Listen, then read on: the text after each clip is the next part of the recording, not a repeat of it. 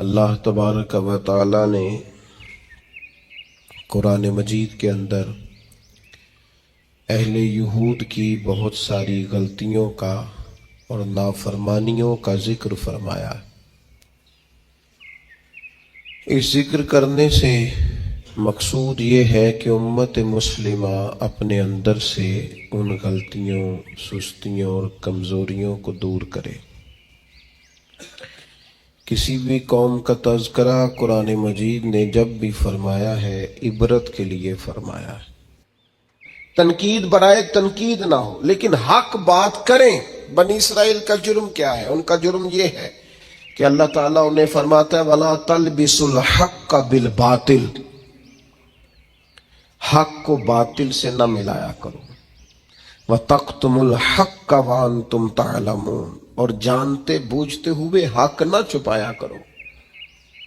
نہ باطل کو حق سے ملاؤ، نہ حق کو چھپاؤ۔ وَأَنْتُمْ تَعْلَمُونَ، تمہیں پتہ ہے، تم جانتے ہو۔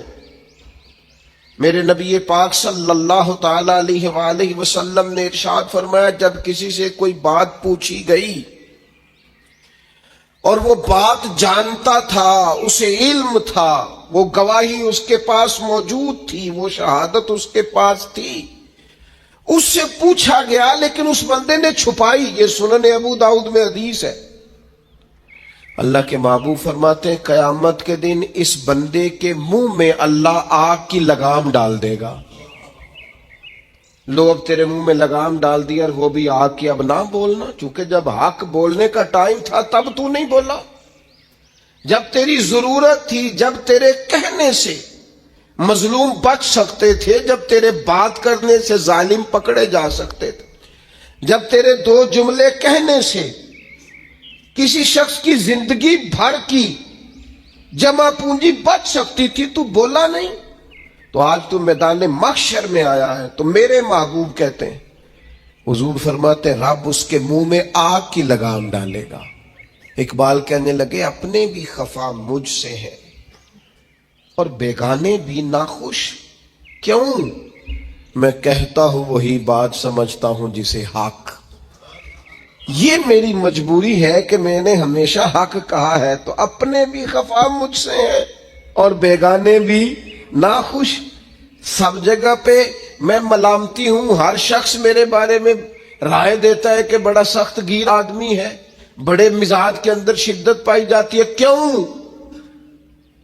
کہ کہتا ہوں وہی بات سمجھتا ہوں جسے حق۔ گروپ بنے ہوئے ہیں، گروہ بندیاں ہو گئیں، کلمہ حق کہیں۔ یہودیوں نے جرم کیا کیا تھا؟ انہیں پتا تھا کہ نبی پاک اللہ کے رسول ہیں، اور کتنا پتا تھا؟ اللہ قرآن مجید میں ارشاد فرماتے ہیں یعرفونہ کما یعرفون ابناءہم، محبوب یہ آپ کو اس طرح جانتے ہیں جس طرح بندہ اپنے بیٹے کو پہچانتا ہے۔ یہ جو اہل کتاب ہے نا، یعرفونہ کما یعرفون ابناءہم، آپ کو اس طرح پہچانتے ہیں جس طرح بیٹوں کو پہچانتے ہیں۔ تو رات کے اندر انہوں نے آپ کی ساری خبریں پڑھ لی ہیں، ایک ایک نشانی جانتے ہیں۔ حضرت عبداللہ ابن سلام فرماتے ہیں اللہ کا قرآن اتنا سچا ہے، میں نے تورات پڑھی ہوئی ہے، میں مسلمان ہوا ہوں، میں تمہیں قسم اٹھا کے کہتا ہوں کہ جس طرح میں اپنے بیٹے کو پہچانتا ہوں نا، اس سے بڑھ کر مجھے تورات نے بتایا ہے کہ رسول رحمت اللہ کے سچے رسول ہیں۔ لیکن نہیں ماننا تو نہیں ماننا، اڑ جانا ہے تو اڑ جانا ہے۔ گروہ پرست ہو جاتے ہیں لوگ، حق پرست نہیں ہوتے۔ پارٹی کو سپورٹ کرتے ہیں، حق کو سپورٹ نہیں کرتے۔ اپنے گروپ کے حمایتی ہیں، حق کے حمایتی، برادری کے حمایتی ہیں، پر حق کے حمایتی نہیں ہیں۔ اپنی تنظیم کے، جماعت کے، اپنے آپ کے حمایتی ہیں، حق کے حمایتی۔ بندہ مومن گروہ پرست نہیں ہوتا، بندہ مومن حق پرست ہوتا ہے۔ وہ دیکھتا ہے حق کدھر ہے، وہ حق پرست۔ چھوڑ دیں یار، تھوڑی سی زندگی ہے، گروہ پرستی نہ کریں، اپنے آپ کے ساتھ جھوٹ نہ بولیں، اپنے آپ کو دھوکہ نہ دیں، لوگوں کی گڈ بک میں آنے کا شوق چھوڑ دیں۔ رب کی بارگاہ کے اندر اپنے ضمیر کی عدالت کے اندر اپنے آپ کو رکھیں. خدا را ساری زندگی اپنی شخصیت کو اور اپنے کردار کے حسن کو چھپا کر نہ گزار دو. ساری زندگی جو آپ کے اندر ایک مومن بیٹھا ہے اس مومن کو سلا کے وقت کیوں گزارتے ہو؟ وہ اندر جو نبی پاک کا غلام بیٹھا ہے جس نے اپنے کریم سے سیکھا ہے کہ سارا زمانہ بھی مخالف ہو تو بات وہی کرنی ہے جو حق اور سچ ہے، اس مومن کو کیوں سلاتے ہو؟ اسے تھپکی کیوں دیتے ہو؟ بچے ہمارے جذبہ رکھتے ہیں حق کا، شوق رکھتے ہیں حق کا، مزاج رکھتے ہیں حق بینی کا، ان کی طبیعت میں ولولہ ہے، جوش ہے. ہم انہیں مداحنت سکھاتے ہیں. ہم ان کہتے ہیں نہ بیٹا گراؤنڈ ریالٹی دیکھو، نہ میرا بیٹا تم نہ بات کرنا، نہ ہمارا کیا لینا دینا، کاروبار ٹھیک چل رہا ہے، دکان ٹھیک چل رہی ہے، ادارہ ٹھیک چل رہا ہے. خبردار. اس کا نقصان یہ ہوا ہے کہ ظلم اور جبر کے ڈیرے عام ہیں. جب آپ کو حق سمجھ میں آ جائے پھر دیر نہ کرنا ورنہ دیر ہو جائے گی. پھر دیر نہ کرنا پھر اندھیرا ہو جائے گا. پھر دیر نہ کرنا. اگر حق کو حق نہ مانو گے نہ کہو گے تو پھر اچانک باطل کو ہی لوگ حق سمجھنے لگ جائیں گے. پھر تم محسوس کرو گے کہ بہت سارے لوگ ایسے ہوں گے جو اندھیرے میں اٹھیں گے، اندھیرے میں چلیں گے، اندھیرے میں گر جائیں گے، اور اندھیرے میں کوئی ان کا ہاتھ پکڑنے والا نہیں ہوگا. اب تو جھوٹ اتنا بولا جاتا ہے کہ لوگ سچ بولنے والے کو اجنبی سمجھتے ہیں. اب تو ریاکاری اتنی کی جاتی ہے کہ اخلاص والا بندہ انوکھا محسوس ہوتا ہے. اب تو دھوکہ اتنا عام ہے کہ خالص چیز بیچ دی جائے تو لوگوں کے لیے ہضم کرنا مشکل ہو جاتا ہے. خدا را بندہ مومن کی یہ شان نہیں ہے. ہم آپ نے ناراض نہیں ہونا، لوگ فتویٰ لینے آتے ہیں، فیصلہ کرانے آتے ہیں، لیکن وہ یہ نہیں کہتے کہ جو میرٹ ہے وہ کر دیں. وہ کہتے ہیں جو میں آپ کو کہہ رہا ہوں نا وہ ٹھیک ہے. وہ مسئلہ پوچھنے آتے ہیں تو کہتے ہیں جی وہ جگہ اس طرح ہو جائے تو پھر دین یہ بھی تو کہتا ہے نا، پھر اس طرح ہو جائے تو اسلام کا یہ حکم بھی تو ہے نا، اسلام یہ والے حقوق بھی تو بیان کرتا ہے نا.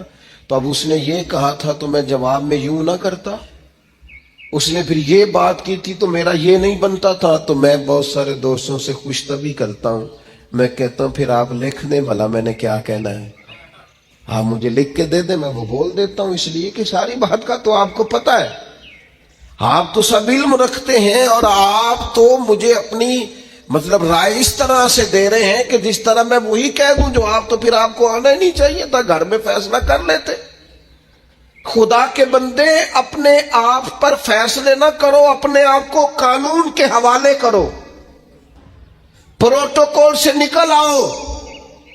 میں اور آپ اس رسول کے ماننے والے ہیں جس کریم محبوب نے وصال ظاہری سے پہلے منبر پر بیٹھ کر صحابہ سے کہا تھا میرا ارادہ ہو گیا ہے لوٹ جانے کا، میری طرف سے کسی کو تکلیف پہنچی ہو تو میں حاضر ہوں.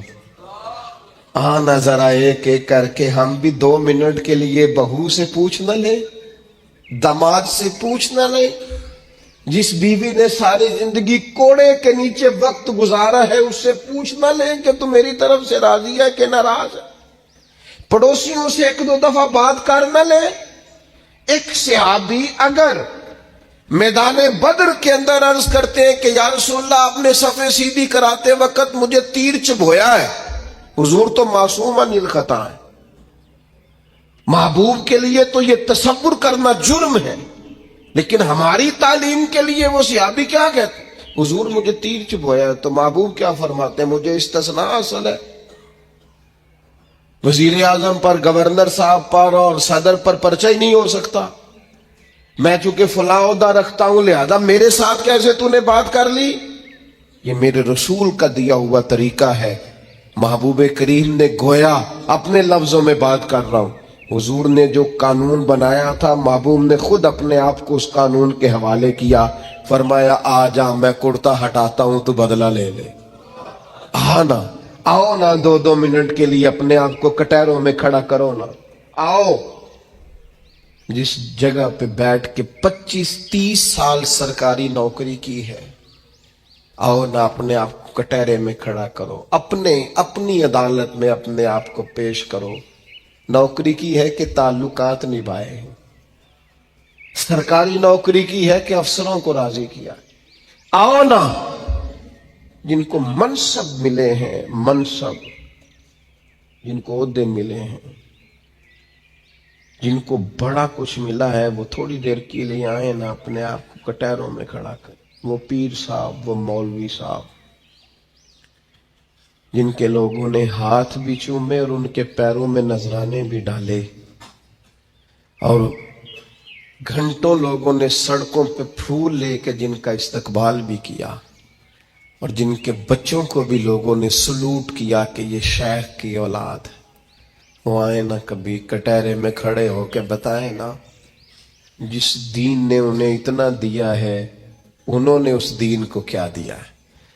وہ اپنی عدالت میں خود پیش ہوں، وہ بتائیں کہ تم بتاؤ نا، تمہارے ارد گرد والے بہت سارے لوگ وہ بھی ہیں جو چھابڑی لے کے سودا بیچنے جاتے ہیں، تمہارے ساتھ اٹھنے بیٹھنے والے وہ بھی ہیں جو 30-40 ہزار کی نوکری کرتے ہیں، خس خس جنہ قدر دا میرا تے صاحب نو وڈیائیاں، میں تے گلیاں دا روڑا کوڑا تے محل چڑھایا سائیاں، تو دے نہ جواب دے، لیکن حق بات کی ضرورت ہی نہیں، مزاج ہی نہیں، طے کر لیا ہے کہ حق نہیں کہنا، صرف گروپ بندی کرنی ہے، صرف مزاج یہ بنا لیا ہے کہ میں کسی کو ناراض نہیں کرنا چاہتا، ہو جائے ساری دنیا ناراض ہوتی ہے،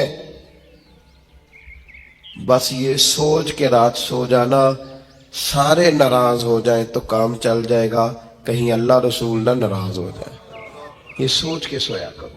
ہمارا حضرت صفیہ رضی اللہ تعالی عنہ ام المومنین ہے، آپ کا چونکہ ایک یہودیوں کی فیملی سے تعلق تھا، فرماتے ہیں میرے والد اور میرے چچا مجھ سے بڑا پیار کرتے تھے، میری طرف بڑی توجہ رکھتے تھے، تو میں جس دن حضور مسجد قباء کے قریب تشریف لائے تو میرے چچا اور والد حضور سے مل کے آئے، تو ان کی کیفیت اتنی بدلی ہوئی تھی، انداز اتنا بدلا ہوا تھا کہ میں ان سے ملنے گئی تو انہوں نے توجہ ہی نہیں کی، میں دروازے تک ان کے استقبال کو گئی، انہوں نے توجہ کوئی نہیں کی، بڑے عجیب سے پریشان تھے، پانی پوچھا تو انہوں نے اس پر بھی کوئی بات نہ کی، ایک دوسرے سے وہ کلام کرنے لگے والد اور چچا، تو میرے چچا والد سے پوچھتے ہیں کہ وہ جو تورات میں ہم نے نشانیاں پڑھی تھی یہ وہی نبی ہیں؟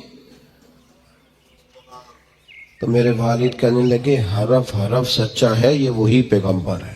بڑی ڈیبیٹ ہوتی ہے، بڑے لوگ بیٹھتے ہیں اور بڑی جناب گہری باتیں ہوتی ہیں اور بڑا فلسفہ بیان کیا جاتا ہے، اور کہتے ہیں ہم ذرا غور کریں، مل کے بیٹھیں اور دیکھیں کہ اس ملک کے بگڑنے کا سبب کیا ہے، کیا قانون کی پابندی نہیں ہو رہی، کیا معیشت اور معاشرت کا مسئلہ ہے، کیا ہر ادارہ اپنے دائرہ کار میں نہیں رہ رہا، کیا قانون کی بالادستی نہیں ہے؟ لوگ مختلف قسم کے ہیلے بہانے ڈھونڈتے ہیں کہ یہ وجہ ہے۔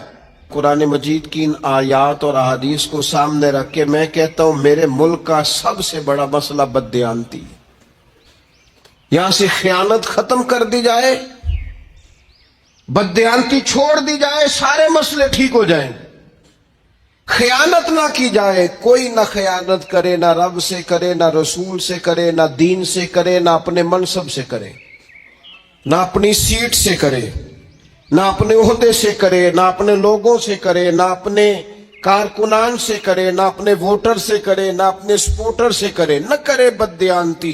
پیر اپنے مریدوں سے کبھی نہ کرے، مرید اپنے شیخ سے کبھی نہ کرے، استاد اپنے شاگردوں سے بددیانتی کبھی نہ کرے، شاگرد پڑھنے میں اور سبق کو سمجھنے میں کبھی بددیانتی نہ کرے، یہ بددیانتی نکال دی جائے، دیانتدار انسان ہو جائے، دیانتدار۔ حضرت سیدنا عمر فاروق رضی اللہ تعالیٰ عنہ ارشاد فرمایا کرتے تھے، یہ کنز المال میں موجود ہے۔ حضرت عمر نے کہا ہے، میں نہیں کہہ رہا۔ حضرت عمر نے کہا ہے، میں نہیں کہہ رہا۔ سیدنا فاروق اعظم کا قول ہے، کنز المال میں موجود ہے۔ میں حوالہ دکھا سکتا ہوں پر میں نہیں کہہ رہا، پھر کہہ رہا ہوں۔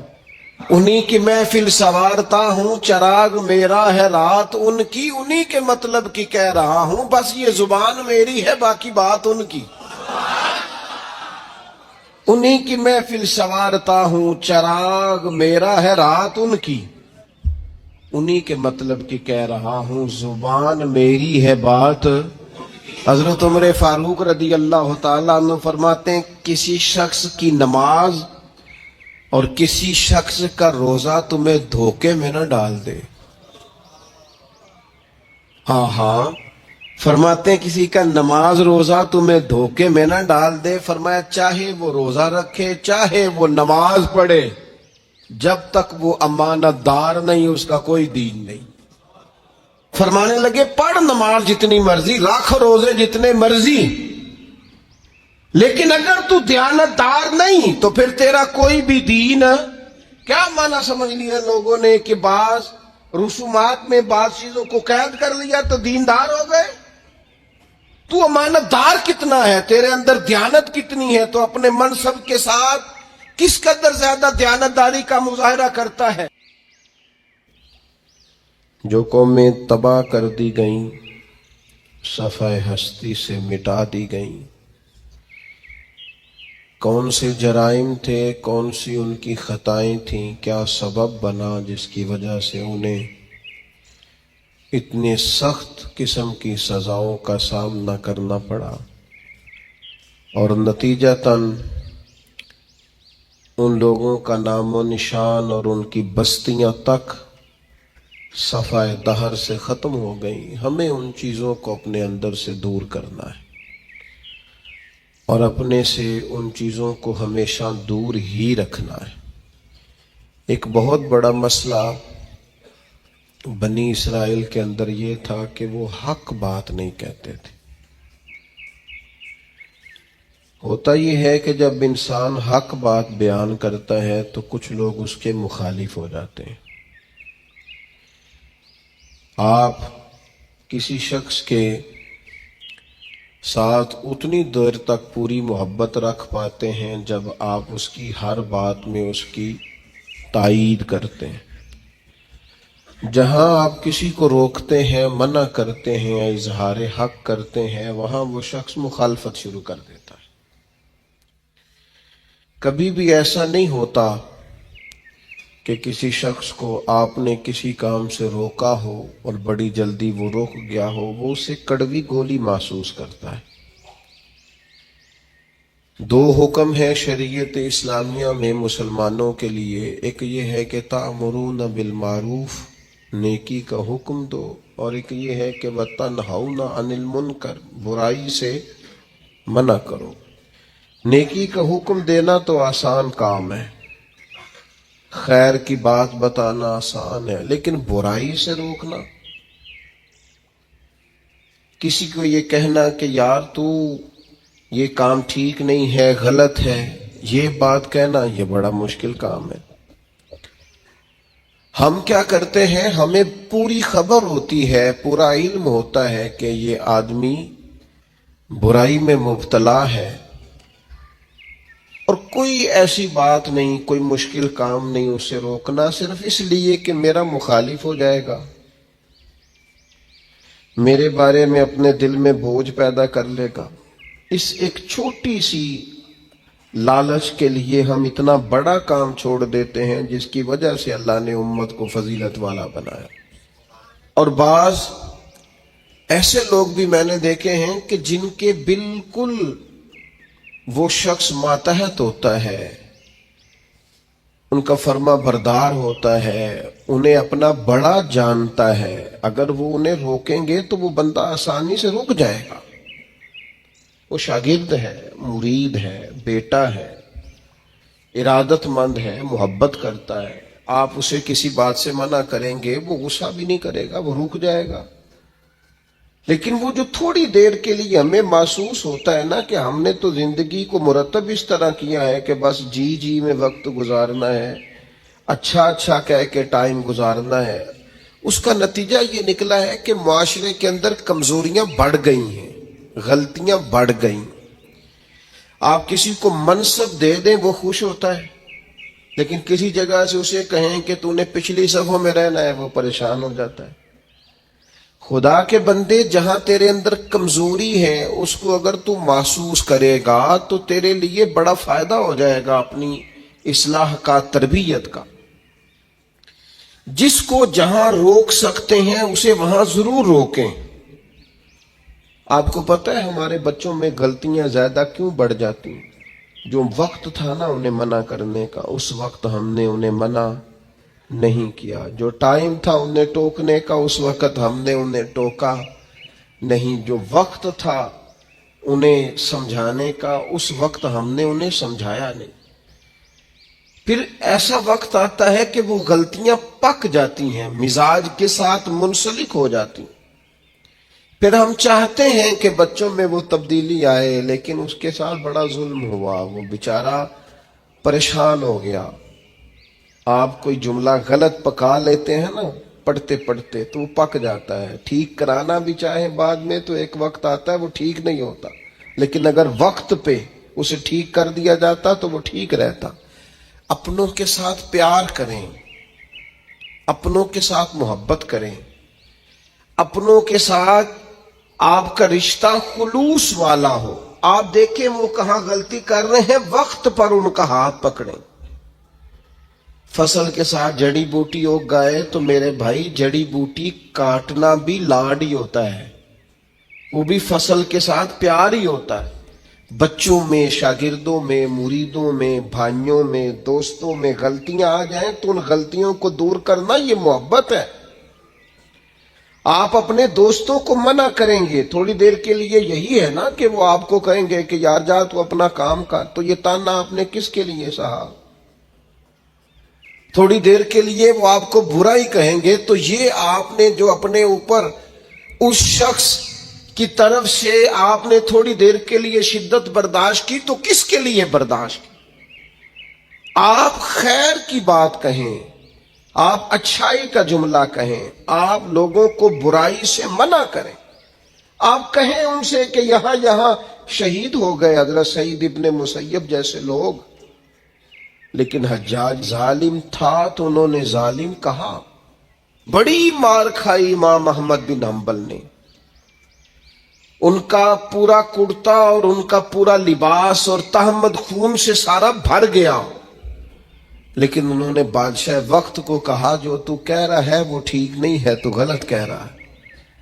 جنازے نکلے علماء اور محدثین کے جیلوں سے، لیکن انہوں نے کہا حق حق ہی ہوتا ہے، خیر خیر ہی ہوتی ہے۔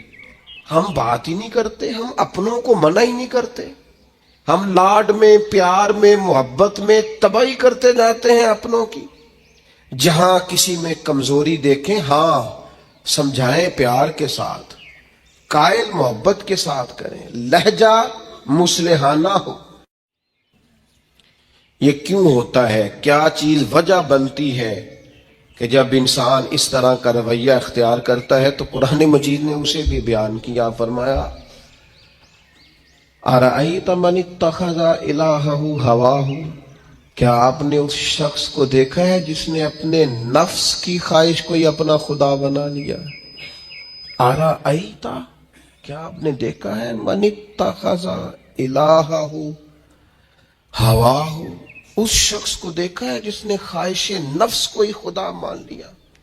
نبی پاک صلی اللہ تعالی علیہ وسلم نے ارشاد فرمایا، آسمان کے سائے کے نیچے اللہ کے سوا پوجے جانے والے معبودوں میں سے سب سے سنگین اللہ کے نزدیک وہ معبود ہے جو لوگ اپنے نفس کی خواہش کو معبود بنا کے پوجتے ہیں۔ رب کہتا ہے انہوں نے اللہ کے مقابلے میں معبود بنا لیا، کس کو؟ نفس کی خواہش کو۔ ایک طرف اللہ کا حکم ہے، ایک طرف نفس کی خواہش ہے. چلتے کس طرف ہیں؟ رب کہتے ہیں انہوں نے نفس کی خواہش کو اپنا معبود بنا لیا، اللہ کا حکم نہیں مانتے. میں آپ سے ایک بات پوچھتا ہوں، جنازے کو بھی نماز ہی کہتے ہو نا؟ اس کا پورا نام کیا ہے؟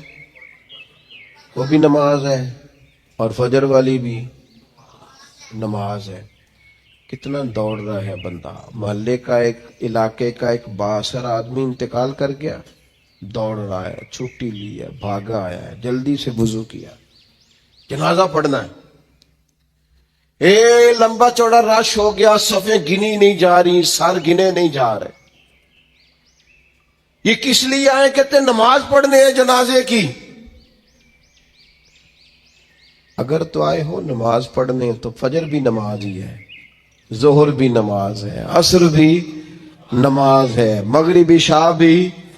اگر تو نماز پڑھنے آئے ہو تو بتاؤ یہ والی چھٹی تم نے 5 نمازوں میں کیوں نہیں لی؟ اگر تو آئے ہو نماز پڑھنے تو پھر بتلاؤ یہ والا اہتمام فجر میں کیوں نہیں ہوا؟ یہ تم نماز پڑھنے نہیں آئے، یہ ہم اللہ کے حضور حاضری دینے نہیں آئے. یہ وہ جو سیاسی رکھ رکھاؤ ہے، یہ جو ذاتی یہ نفس کی عبادت ہے، یہ اللہ کی عبادت نہیں ہے. یہ خواہش نفس کی تکمیل ہے.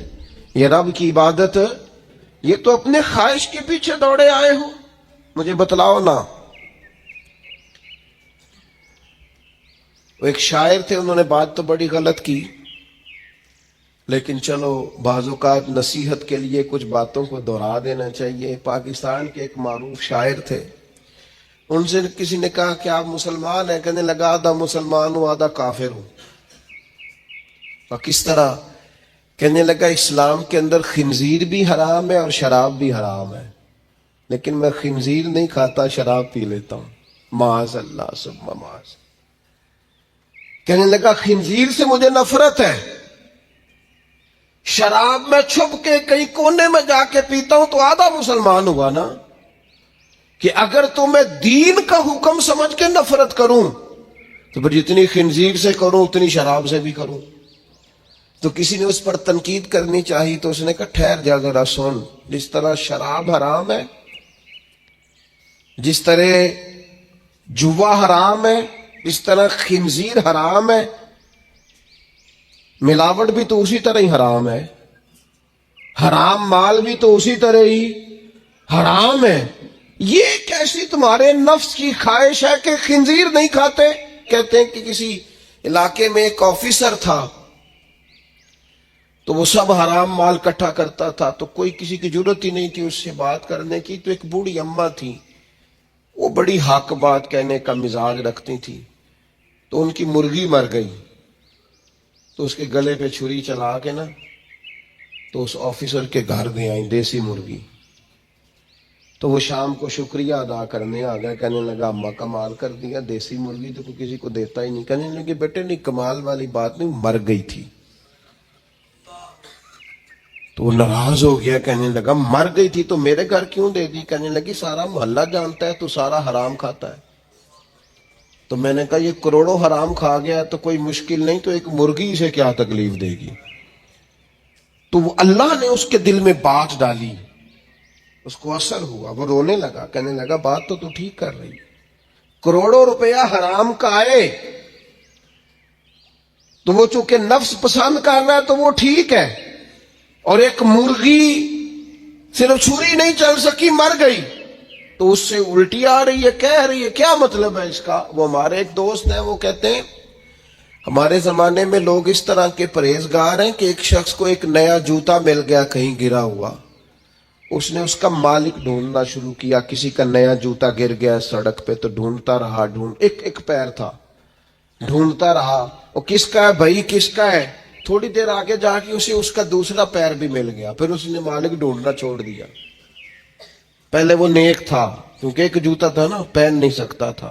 جیسے ہی اسے اتنی تکلیف کی بات ہے امت مسلمہ میں، نفس کی خواہش کو خدا بنا لیا. جو تیری طبیعت میں آئے ویسے ماں باپ کو تو وقت نہیں دے سکا، ویسے اگر تجھے کہا جائے کہ ماں باپ کی طرف سے کسی یتیم بچے کا خرچہ اٹھا لے، وہ تو نہیں اٹھا سکتا. تیرے ماں باپ چلے گئے، ان کی وجہ سے تو کسی غریب بہن بھائی سے تعاون کر تاکہ ماں باپ خوش ہوں، احسان ثواب، وہ تو نہیں کر سکتا. دیگے چیلم پہ 50 پکیں گی، کیونکہ پتہ چلے نا برادری کو کہ جناب نے چیلم کیا. یہ نفس کی خواہش کو خدا بنا لی. سیاسی افطاریاں ہو رہی ہیں، کسی کی نیت پر شک نہیں، اچھی نیت سے لوگ افطاری کراتے ہوں گے، لیکن وہ گھروں کا بھی تو ہمیں پتہ ہے نا کہ جہاں لوگ آٹا بھی اس لیے تھوڑا پکاتے ہیں کہ کل بھی اس کی ضرورت ہے. وہ محلے کے گھر نظر نہیں آتے. افطاری کے لیے ایک سجن بلایا جو پہلے کروڑ پتی، اور بلایا کہاں سے؟ لاہور سے، اسلام آباد سے، فیصل آباد، تو جو تیرے ارد گرد تھے. نفس کی خواہش کو خدا بنا لیا. بندہ مومن کی یہ شان نہیں ہے. جب ہم اللہ تعالی کی عبادت کریں گے، آپ کو پتہ ہے انبیاء کرام علیہ السلام کو لوگوں نے کیوں شہید کر دیا؟ انبیاء کرام کی لوگوں نے کیوں نافرمانی کی؟ اللہ کے رسول تو معصوم ہیں، کسی شخص سے کوئی مطالبہ نہیں کرتے تھے. نبی تو خالصتاً دائی بن کر اور تڑپ لے کر اللہ کے بندوں کو رب کی طرف بلاتا ہے. کیوں نہیں مانی لوگوں نے بات انبیاء کی؟ حضرت لوط علیہ السلام کی بات اس لیے نہیں مانی کہ وہ ہم جنس پرستی سے، لواطت سے روکتے تھے. کیوں لوگوں نے نافرمانی کی حضرت ابراہیم علیہ السلام کی؟ کہ وہ کفر اور شرک سے روکتے تھے. کیوں لوگوں نے نافرمانی کی معاذ اللہ نبی پاک علیہ السلام کی؟ کہ حضور فرماتے تھے کوئی بڑا چھوٹا نہیں. کیوں سردار بنے ہوئے ہو تم؟ کیوں غریبوں کا خون چوستے ہو؟ کیوں برادری ازم کے نام پر تکبر کرتے ہو؟ لوگ نافرمان ہو گئے. ہم کیا کرتے ہیں؟ جیسے ہی ہمارے نفس کی خواہش کو چوٹ لگتی ہے، ہم فوری طور پر مخالف ہو جاتے ہیں. میں نے تو چونکہ چھوٹا سا میرا تجربہ ہے، بہت ساری باتیں تو میں کرنا بھی نہیں چاہتا. میں نے تو دیکھا ہے مرید، شاگرد، عقیدت مند، پیار کرنے والا، اس نے بھی ایک دائرہ بنایا ہوا ہے. وہ کہتا ہے کہ مجھے حکم تو دیا جائے، کسی چیز سے روکا نہ جائے. اگر کسی جگہ سے آپ نے کسی کو مرشد ہی مان لیا ہے تو پھر تو وہ آپ کو ایسا حکم بھی دے جو بالکل طبیعت کے خلاف ہے تو آپ یہ سمجھیں دوائی کڑوی ہے، اس میں شفا جلدی ہوگی، لیکن اس بات کے لیے تیار نہیں ہے. وہ ایک مزاج ہے، ایک مرضی کی طبیعت ہے، اس کے مطابق. آپ دیکھیے نا، قرآن مجید ارشاد فرماتا ہے کہ